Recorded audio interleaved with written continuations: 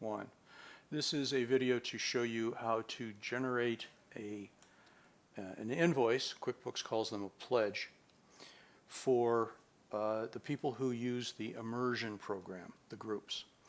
We've created a template for them, so we go up to the gear icon, then we go to, under lists, we go to recurring transactions, and here we have the group invoice.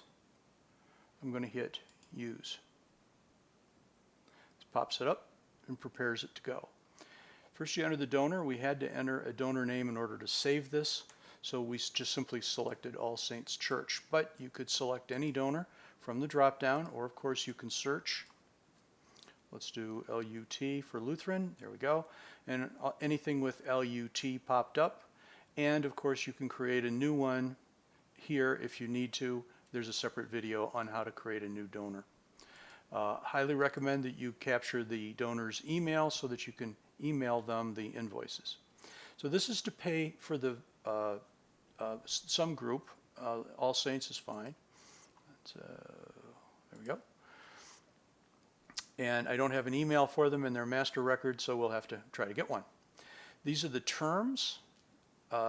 We've decided that net 30, which means we give them 30 days to pay this invoice. After 30 days, someone will, it'll notify whoever's responsible for the invoices, and then you can call them up and ask them why the heck they haven't paid. So down here, here's your pledge number. This is automatic. You can also change these dates. So let's say you decided to, you forgot to create it on the 14th, so you can go backwards in time. This will automatically recalculate. And let's say that you've decided that you really want to give them till the 1st of the month. You can also change this. The service date is the date when they came in and used the service. It's simply a reference for you. Now, we have these two. So here's the stays themselves, and what you need to do is say, well,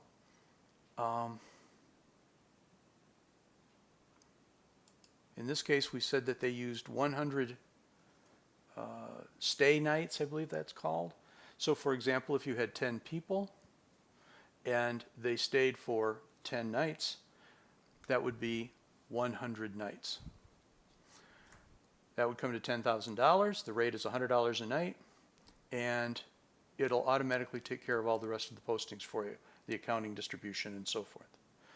Now, occasionally you're going to want to issue credits to these people. So for example, down here we want to say we're going to give them a $200 discount. So this tells us what we should have gotten from them, and this tells us what we actually got. You put the 200 here for the $200, it multiplies it by -1, and this shows up as a negative number. You can see that this totals here to the net of these two transactions. If you decide you don't want, for example, a credit for them, you simply hit the trash can and it goes away. Now you can say save and send, which would send the invoice to wherever this is. You can say save and close or save and new. Save and new is used if you're entering a bunch of invoices.